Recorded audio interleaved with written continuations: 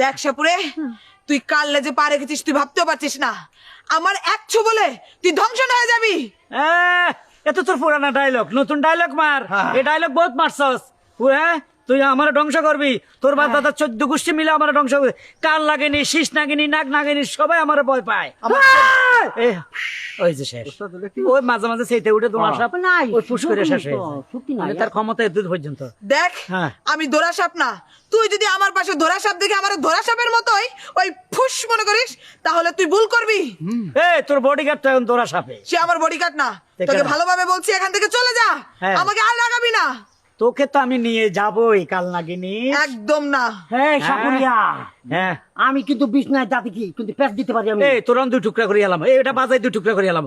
গেলি গেলে আলার বলা বাস ডলা দিমু শালা খুলা। সাপুরে, তোকে আবারও বলছি, তুই এখান থেকে চলে যা। আমি এখানে আমার নাগরাজের জন্য অপেক্ষা করছি।